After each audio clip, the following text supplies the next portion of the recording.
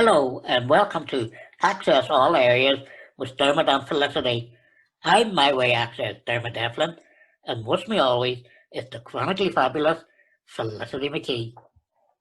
Thank you as always, Dermot, for the wonderful introduction. This week, we're exploring a lot of topics, but I think first up, we're going to be talking about a recent tweet by a well-known editor of a local newspaper, which has caused quite a bit of controversy online, but which you have also written a rebuttal to and then had a very interesting response. That's correct, Felicity. In recent days, there was an audit report done by Kieran Donnelly regarding funding for STEM education here in the north of Ireland. Now, there was obviously a retreat of an issue that was in the case of the report that came out early, because indeed, even though the public have been published on many publications here in newspapers in recent days, the report itself isn't finished. Now, as I say, there have been sort of issues that I don't believe it sort of stacks up financially, but other people are looking into that.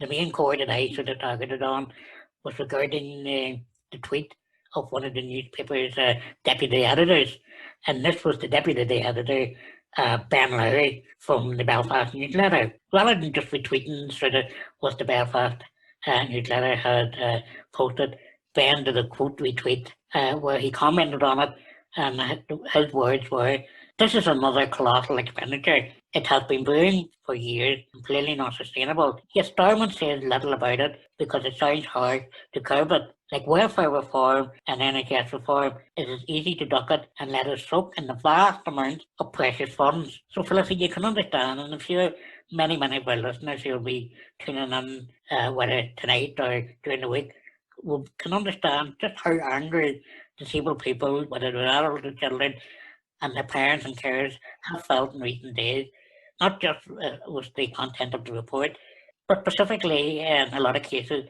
the response of the deputy editor, Ben Lowry, had to make about it. So just from the start, like I know, like I've been quite angry just with some of the wording, but there's caused much revulsion among many people.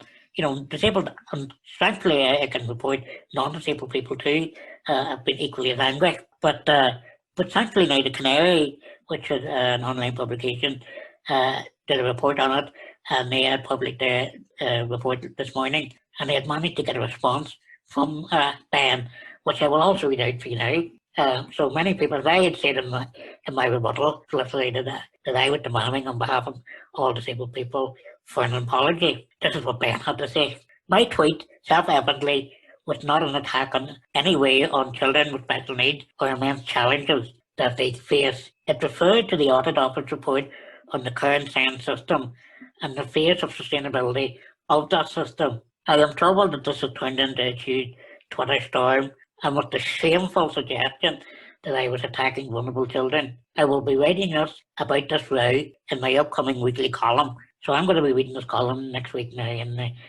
newsletter to see just exactly in full detail what Ben has to say. But from the small little bit that he has posted in reply to the Canary report, I don't see any sort of resemblance of any kind of form of an apology. If anything, he's digging his heels in further and making things a whole lot worse. But Felicity, I know, like from discussion offline, that there's a few things about his follow-up do you also find quite disturbing and upsetting, if you'd like to share with us? Yeah, so I find the whole approach very dismissive, because if he feels that he's been misunderstood, he could apologize for how he worded it. He could say, "That was not my intent. This is what my intent was. I apologize for the wording and the upset that this has clearly caused." But, if you look at the original tweet, he says it sounds harsh to curb it. What he's talking about is special educational needs. And at the minute in Northern Ireland, if you require a special needs statement, and in 85% of cases, this legally binding document is being broken, and the statutory limit is 26 weeks, but the vast majority of people are waiting twice as long, and it means that children are not able to access school in September when their peers are starting. If his issue is with the bureaucracy of the entire thing, he should have said that. Instead, he basically said that special educational needs is a big waste of money. That is what he said in the original tweet. That I understand Twitter has, limited characters for your tweet, but that is, at the end of the day, what was said. Also, I personally am not a fan of the use of special needs. I think disability and being disabled, it's not a dirty word. We should use it. I know that I have friends who were in special educational needs streams at school. And now as adults, they don't like the term special needs. I know it personally when someone says to me, oh, you have special needs, it does rub me up the wrong way. So for example, the Mater Hospital produced lanyards that said very important person for people who are autistic. But as an autistic person, I'm not a very important person. I'm just a person with access needs that you legally have to try and, do reasonable accommodations for. But like the whole approach has just been dismissive. It appears that he hasn't actually listened to anything anyone was saying in the tweets. He's completely ignored it. He's troubled that this has turned into a huge Twitter storm. And he said that it's shameful to think that he's attacking vulnerable children. The thing is, that is what his tweet read like. That's how it read to carers and to other disabled people. And that should tell him something, that if the actual people who are being impacted by the current state of this system are saying that his wording and his choice of words were bad, then he should maybe sit back and reflect and actually listen to us on this issue. But he isn't. And, when he responded to your article, he basically ignored everything you said. He has learned nothing from this.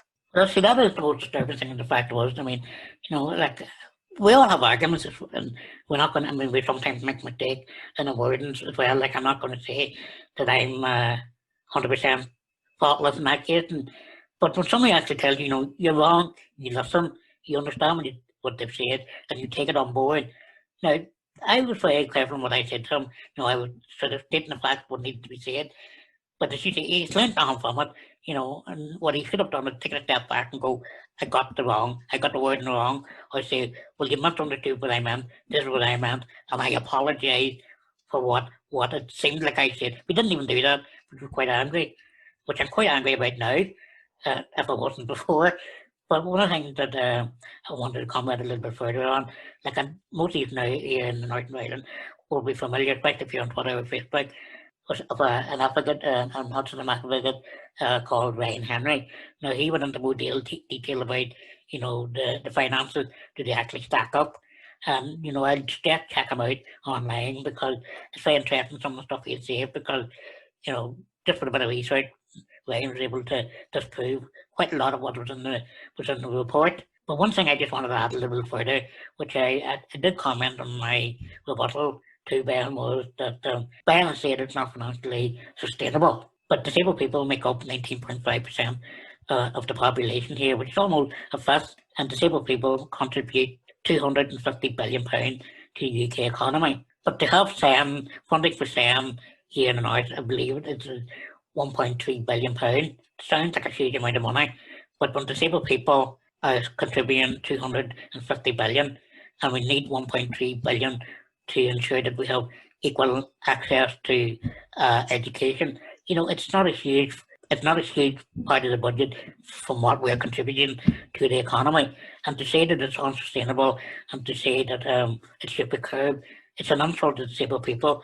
Because Felicity, this is something you know far more about I do. In fact, you're the one that sort of been teaching me a lot in the last recent months is regarding disabled history. Some of the people that I wasn't familiar with until quite recently, for example, Florence Nightingale, we had W.B. Yeats, Albert Einstein, who all would be, by today's definition, would be disabled.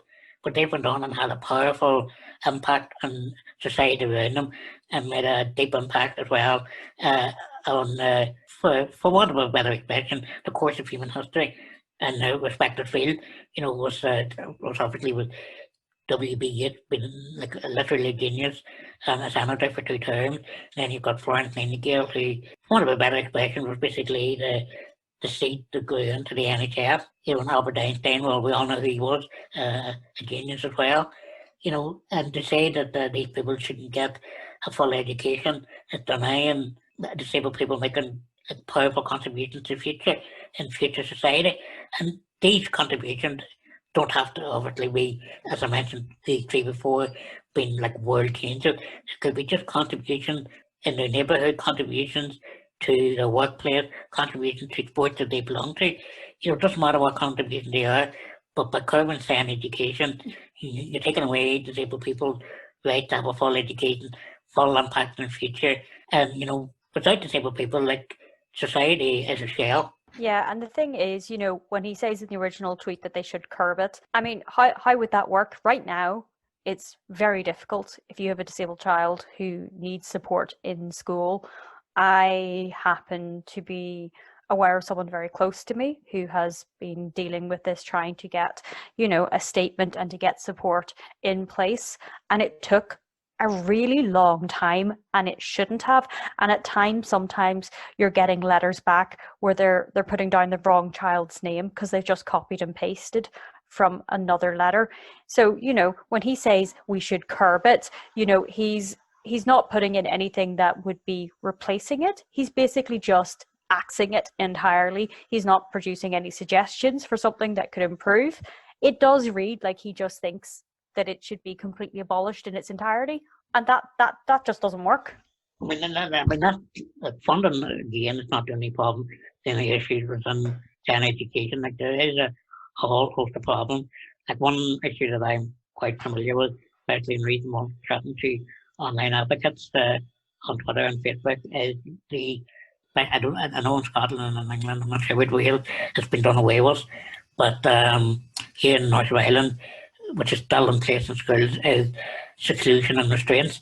So this is like, it was not just a child or any children with a disability, if they start to have sort of reactions to things. Felicity probably would have to know a bit more about it myself, but they could end up being restrained and put in a room on their own until what the teacher would class as they calm down or they behave or stop acting like a brat, which is some of the terminology which I know have been used in the past, like some of these parents and carers have told me. And that needs to be done away with in schools here. I'm pleased to report, and I haven't been chatting to a few parents and carers over the last couple of days, that Stormont is finally going to talk about this issue in the chamber, and hopefully that will be something that will be condemned to the history books as well. But it just shows you, not only is there not enough funding there, but there's not enough training and children to do as the teachers or the Health Education Board would classify as acting out or restraint and putting the room on their own, and that's wrong. And it will impact on the child's mental health issues in the future. They'll carry this on with them into adulthood and make life difficult for them. So it will cause, and not that that's the core of the issue, but it will cause extra financial burden on health service in the future when they're dealing with the fallout of seclusion and restraints within schools. But that shouldn't be the reason why it should be done away with.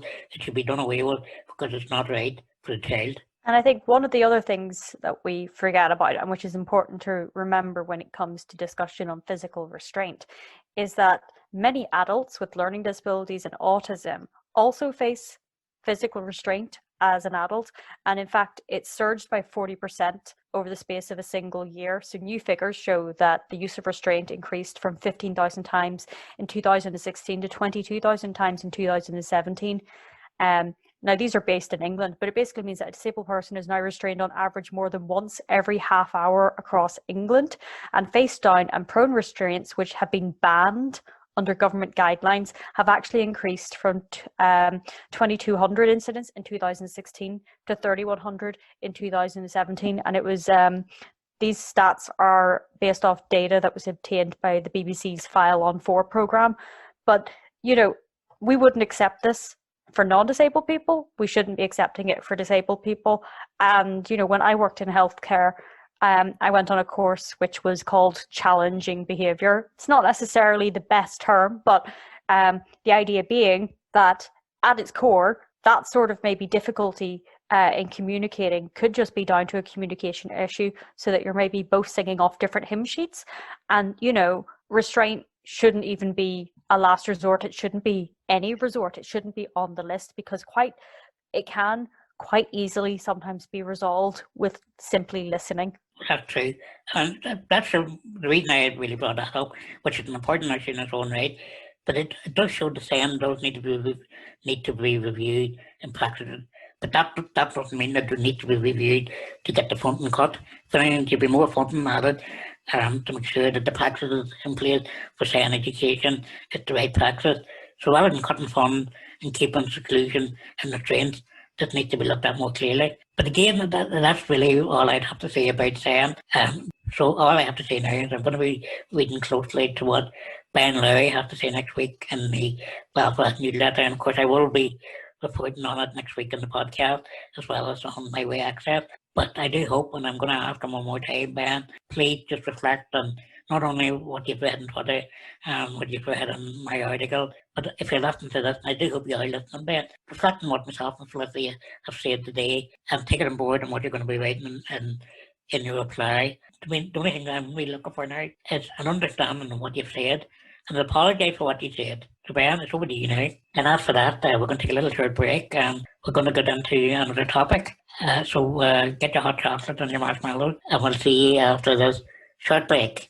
This is just a little add-on to the topic today. Since recording of this podcast, we've seen that Ben Lowry has put out a statement regarding his views on SEN education. We will talk about this in next week's podcast, but just to say that from what we've read, there has been no apology from Ben, just excuses. So we're very happy about that, Felicity, yes? Yeah, I mean, he does admit that maybe he worded his tweet poorly, but then he doubles down basically on what he said in his article and suggests that those who replied to the tweet were stupid and hysterical. And when it's mostly disabled people and carers who are responding to the tweet, that's quite disappointing, along with the fact that he didn't actually quote or talk to any of the people directly impacted by special educational needs and the provision of it within Northern Ireland throughout his reply. But again, we were going to cover this in more detail in next week's podcast, so we'll tune in then and we'll let you know our views. So we'll carry on now with the topic of the week.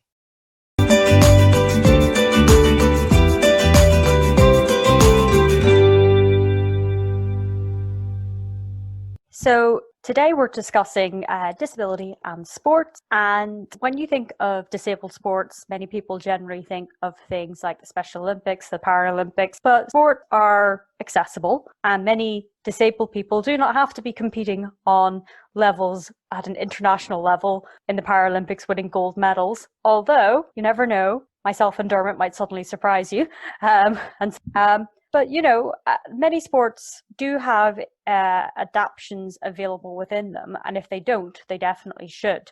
And there's lots of organisations throughout the UK that actually help people get into sports. So I had a look to see what was available locally to me. And there's lots of sports available here in Swansea if I wanted to do anything. But there's a huge range of websites that people can find. So like if you want to find a particular sport, you can go on parasport.org.uk to find different opportunities.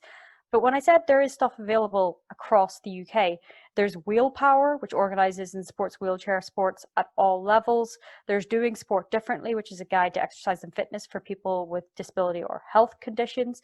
There's Activity Alliance, which actually, I think this is amazing. They'll help you find an inclusive gym as well as other things, which is really, really important because, you know, when you go to a gym, sometimes it's not accessible. Maybe they don't have equipment that has adaptions included.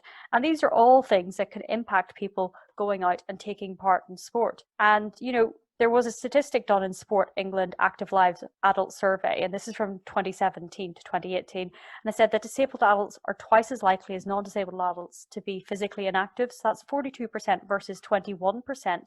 And yet 40% of disabled people feel like if they were given the opportunity to be active, they would be more active. So they're basically not being given the opportunity to be as active as they want to be. And it's really, really disappointing because I know we touched, I think, on this last week in the podcast that I had tried to see if I could get included in some of the sports at the university. And this is my third year in university. And I have so far not been able to join a single sports club. And I had my most recent refusal on the grounds of disability by another sport club recently. And it's very, very disappointing because I know that sport can be inclusive and can be adapted. So before my life as a PhD student, I used to fence, and I actually fenced in the Student Five Nations, and I did varsity. Now, this is about 10 years ago. My health has declined slightly more since. But when I was doing that, we introduced wheelchair fencing. And so basically, if you were a wheelchair user, you would fence, and the person you were fencing would sit in a chair across from you, and people would basically fence that way. And it was a way of making the sport more adaptive. And my other university also adapted so that people could do archery from a wheelchair or from any other mobility aid. It's not difficult to make sport inclusive. and we really do need to make it a lot more inclusive.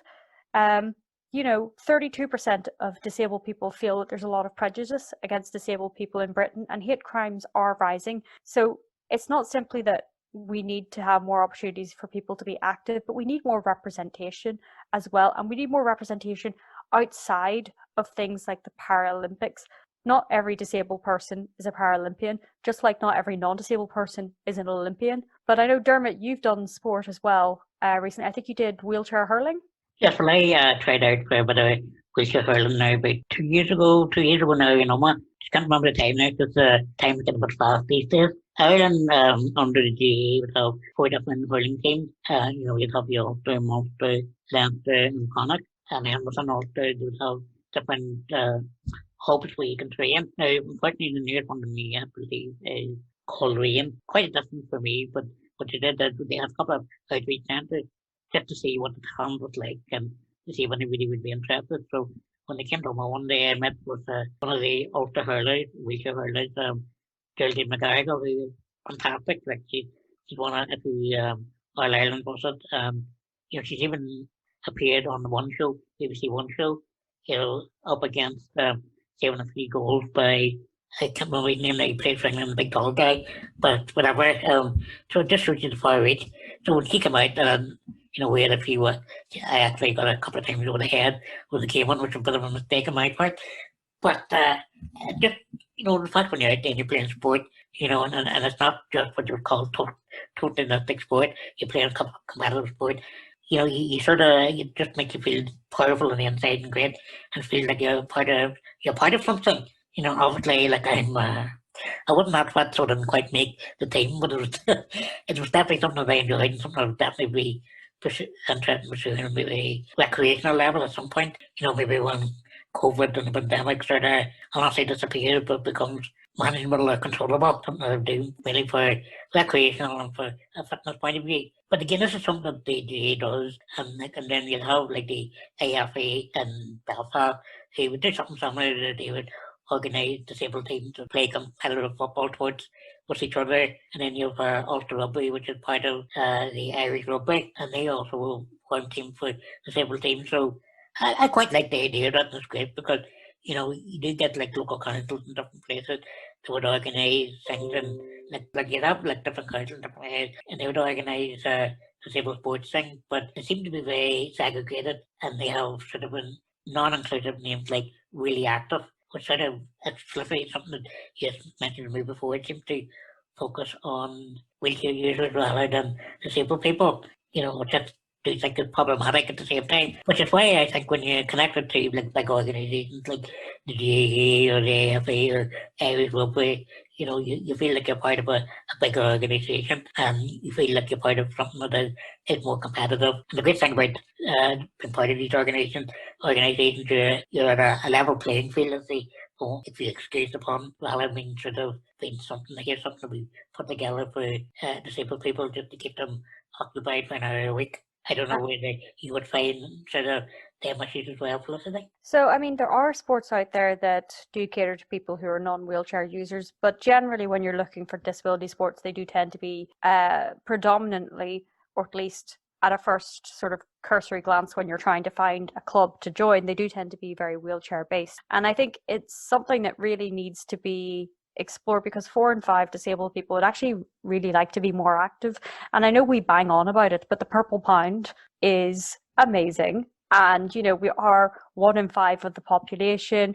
We can contribute a huge amount, to the economy. And a lot of these businesses, such as gyms or different sports places, should really be trying to cater to our needs. So, in 2016, just 14% of non-disabled people were aware of having previously taken part in sport with disabled people. But interestingly, 73% of non-disabled people said that they were open to doing sport with disabled people. And like you said, a lot of these sporting opportunities are segregated.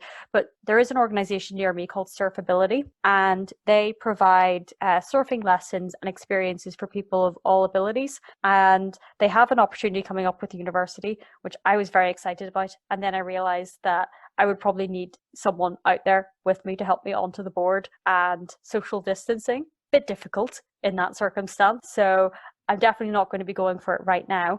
But that's the sort of thing in that when we are talking about these sports, a lot of the time, some of them are segregated. Now, there is a rugby club near me, and I think it's Swansea Gladiators, and it's for disabled people and their friends to play basically on the same team. And I think that's really important because at the end of the day, you know, disabilities come in all shapes and sizes, and someone can have a hidden disability, but they still want to play sport with their friend who maybe has a mobility aid or maybe is a wheelchair user. There don't seem to be a lot of adaptations in place within sports or within gyms for people to do that. So the fencing example that I give, if you have a friend who is a wheelchair user and you are not, you could sit in a chair in front of them, but you can still both fence together. Oh, right, right. Look, I mean, for example, you mentioned gym there, that I would be what I would call the, not really regular, but let's just call it a semi-regular gym visitor, you know, so that's something I feel is important, but I would actually go for one-to-one because of my disability. I would sort of need what you would call me a bit of extra help to move things and get in and out of the wheelchair, which works fine for me. But again, if there's just something, it makes you feel like you're part of something, and it helps build up your self-esteem to remain your physical strength as well. And again, a lot of these gyms that they're now bringing in what you would call the wheelchair or disability-friendly equipment, which I would even see would be brought into the Oma Leisure Centre, which is great. You know, so they have what you would call like an adaptation on, say, for example, the rowing machine, slide into it, great. And then with the gym that I would attend, PMAX Fitness in Killyclogher, whether they mightn't have some of the equipment, but they were able to make the adaptations themselves using rubber bands and stuff, or maybe come up with ingenious ways of coming up with new exercises, but still the same exercises non-disabled people will be getting, but providing it in a different way that myself, a wheelchair user, or somebody disabled with maybe chronic pain, could still get the same exercise, the same routine, but just done in a different way. And I think sort of like gyms like PMAC, thinking outside the box, and then you've other gyms like Oma Leisure Centre, sort of making the effort to get the equipment. You know, it just means like it's important to see that, and more of that needs to be done across the country, not just in selected gyms and selected areas. You know, this should be something you see in every gym across the country, and not just the big ones or ones that people who will think outside the box and go that extra mile to provide the service that we do need. Because as you say, Felicity, we bang on with this. I think we mentioned this when I in podcast number 6, when we mentioned this in every podcast. Purple Pound. Yeah, it is one of our favourite topics, but I think it is very important because I basically am of the opinion that access is a human right and we should get it regardless. But it does seem at times, especially when we were talking about the Ben Lowry issue at the start, that our lives are put down to cost and, you know, sort of like a cost-benefit analysis. And it's clear that disabled people play a large part in the economy, and we are 1/5 of the population, so it just makes sense.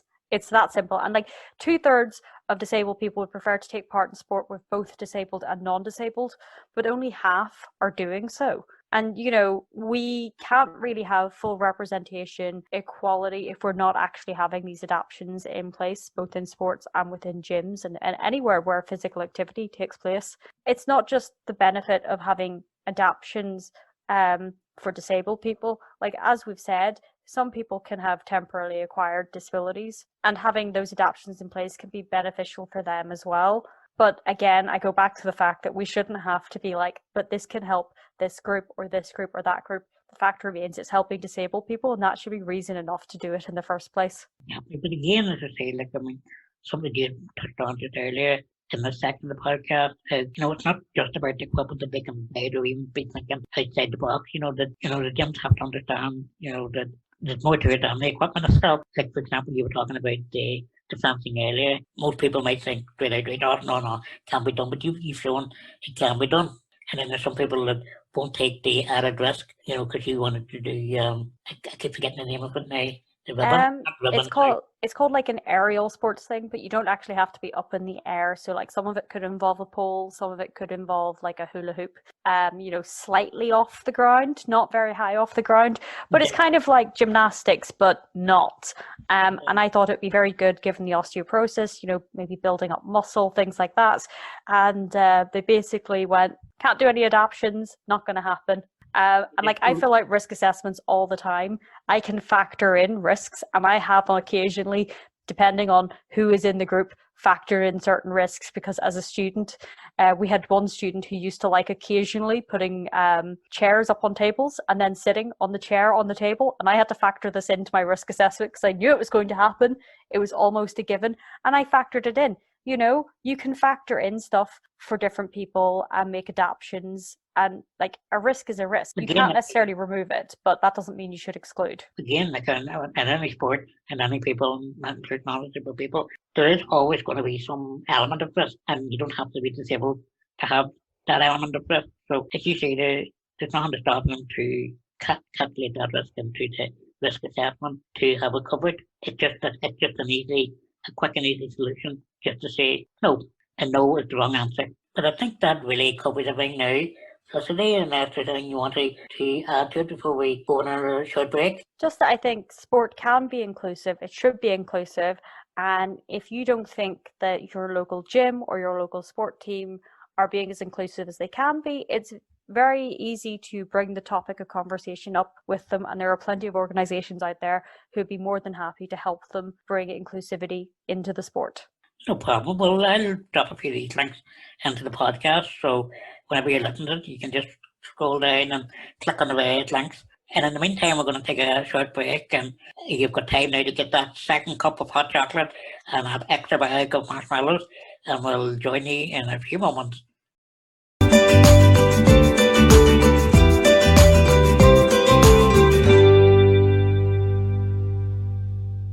And welcome back. That was definitely a great conversation there that we had. Felicity was the disabled people in sport. But now we're just going to go chat about some of the little things that have been going on in our lives this week. So I believe things aren't really giving you the lift in life that you usually get in a week, Felicity. So maybe you'd like to share with our listeners what's been happening with you. So not to say that it's my arch nemesis, but me and this lift in my block of flat have an ongoing love and hate relationship. It has been breaking down for the 2 years that I have been living in halls, on and off, and it decided it wanted to break yesterday in spectacular fashion. And just to rub salt in the wound, it decided that it was going to stay open on my floor to mock me about the fact that I couldn't get out of the flat. So usually if I push the button and it doesn't do anything, it's not, I get it's broken. So but today it mocked me. So it's been quite awkward for you, so obviously not been able to use the lift. So just out of curiosity, what floor do you live on at the university? So technically it's the second floor.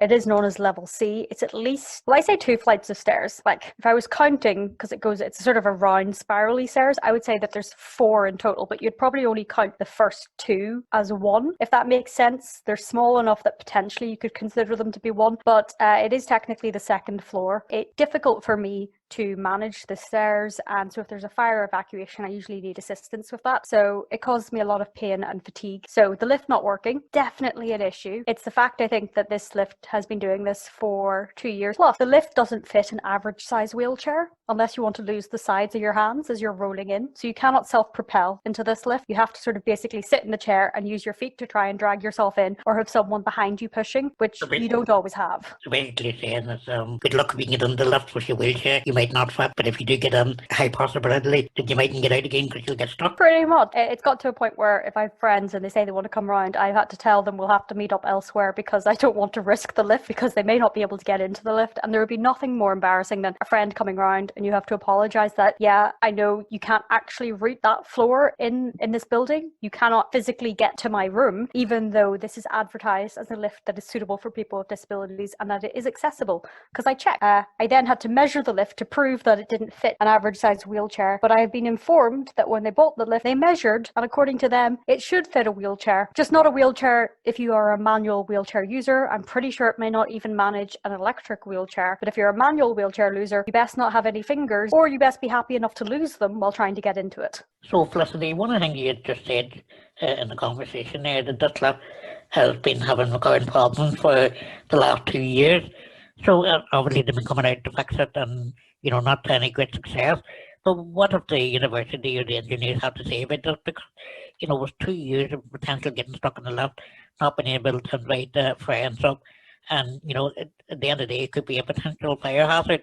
What excuses are they making, or what did they have to say for themselves? So the staff have been quite good in that they seem to think it's just a temperamental lift. They have a method where they take a broom in and they do something with the broom and the lift works again.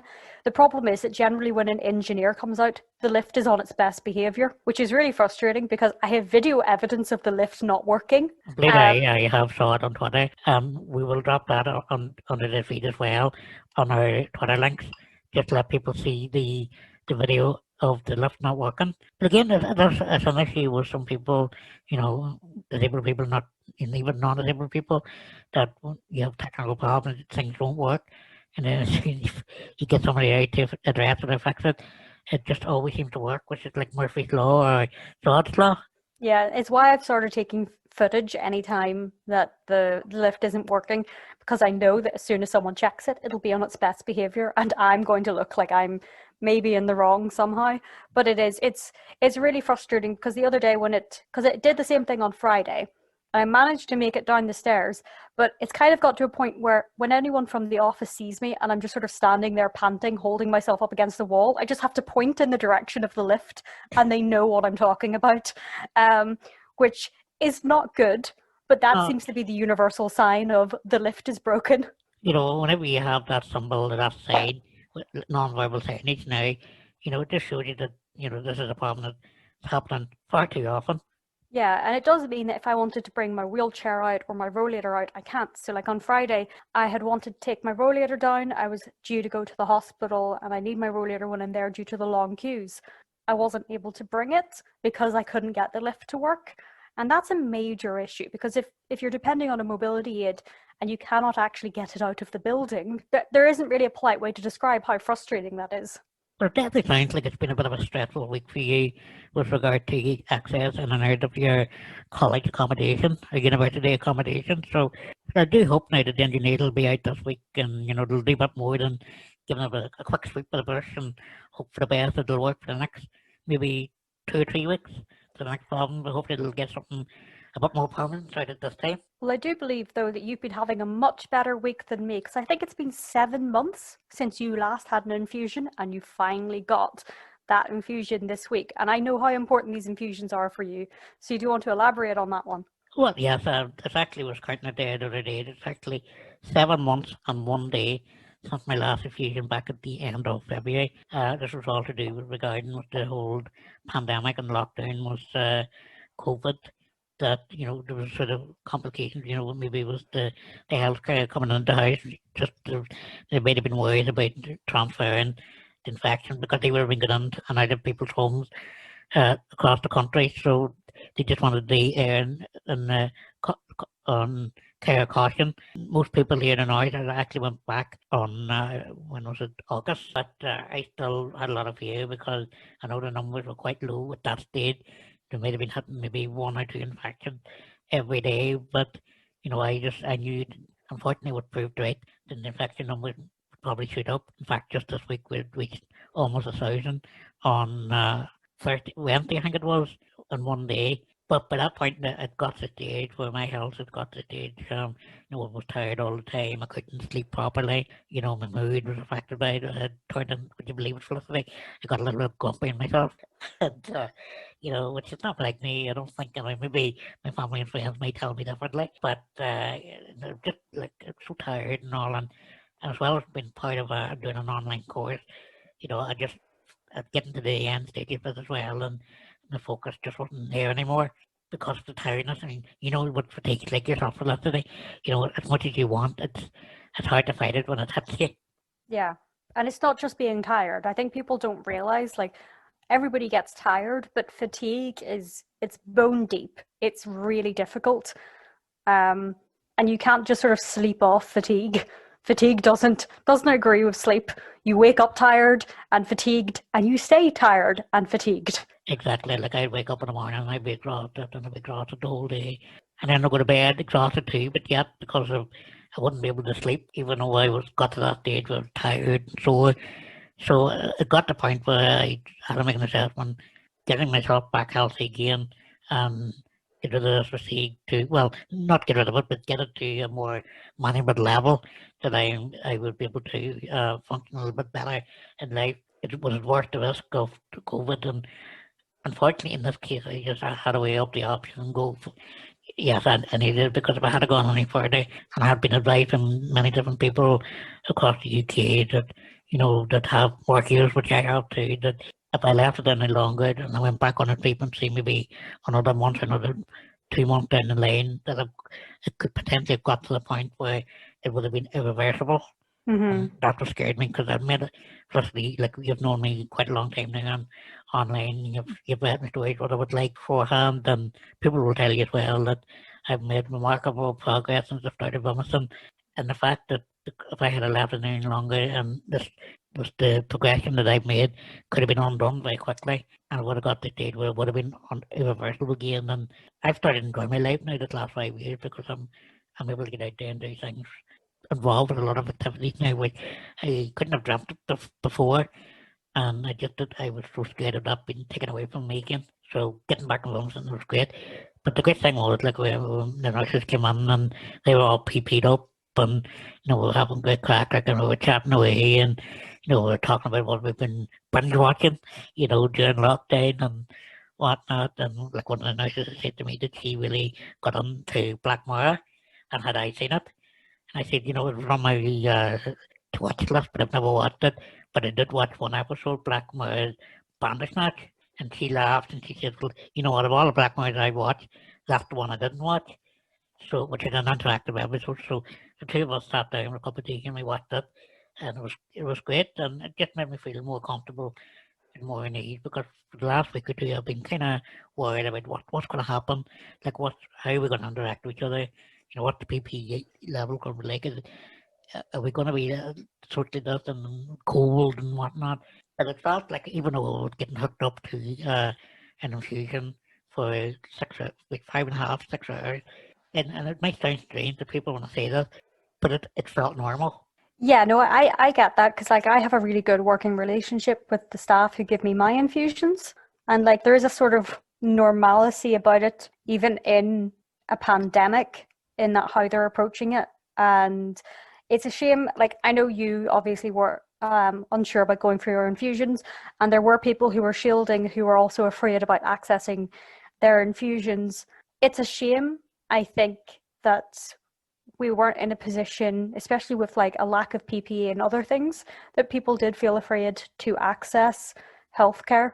Because, if I hadn't, well, in my case, like I possibly could have dropped dead if I didn't have my infusion. So like I didn't really have a choice to not take them, if that makes sense. Like I did debate whether or not to go, but the risks were such that it could be a very permanent decision if I chose not to go.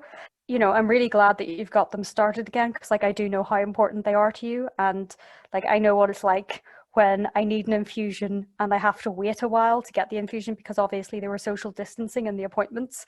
And like I think the worst thing is when you're due to have an infusion, but like you can't have it as soon as you usually have it, and you get very grumpy in the wait, because like that once you have the infusion you'll start to feel better, but you just can't have it. No, but as I say, I mean, I've been getting this infusion now, coming this November, 4 years.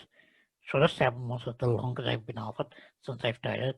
Like, there've been cases where I've been off it maybe for personal reasons for 2 weeks or something like that. Which I know what I find slight differences, and you just go, that's grand. But then when you're on it every week for 4 years, you kind of get fooled in your head and your body that I'm, for want of a better expression, getting better. I don't, I feel healthier now. But whenever you get this gap away from it, and you sort of feel yourself sort of resting a little bit, you realise, that it's the drugs, it's the treatment that's actually keeping you going. So while it's been horrendous, been on for 7 months, and I'm glad to get back on it, it's just a nice reminder to go, no, damn it, you actually need this. Yeah, and I think it is, you can get lulled into kind of a false sense of like normalcy when you started a medication and you start to feel better. And I think that's one of the reasons some people then sometimes go, well, I'm feeling better, so they stop a medication when they really shouldn't. But I mean, that's an entire topic for a separate podcast, that because like I know I can be in a position where like I feel fine now, maybe I don't need this medication, and then I stop it and I go, no, I need that medication, that was a bad decision.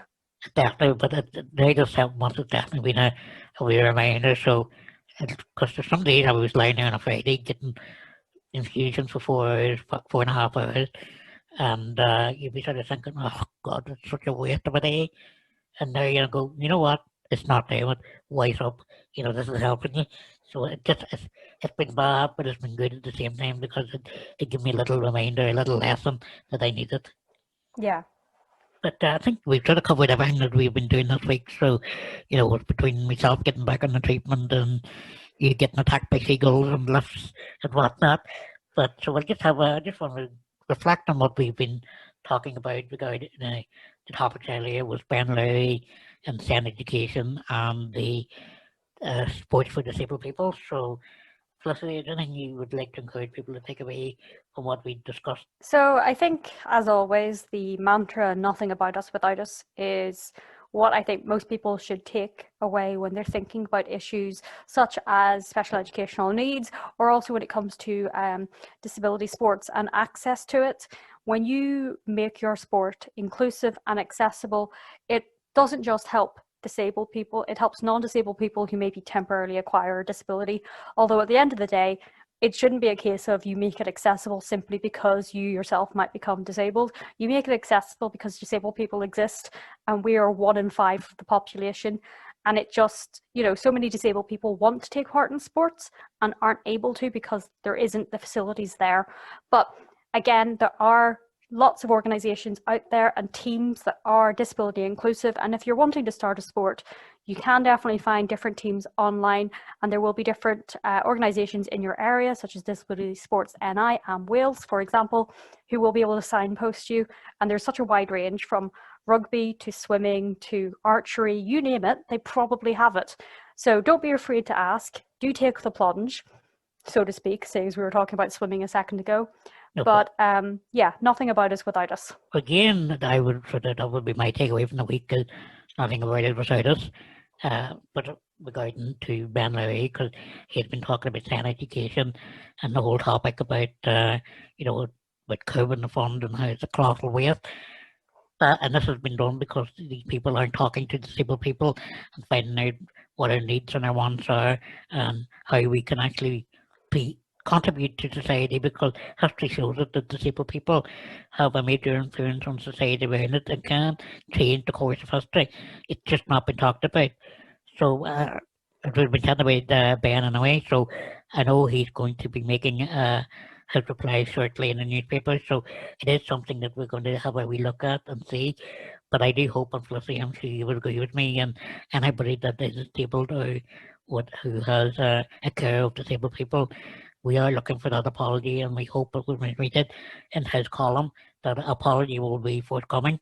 So that's what I would like people to take away. So until next week, we will see you. So I'd just like to say, keep safe, keep well, and don't forget, wear a mask.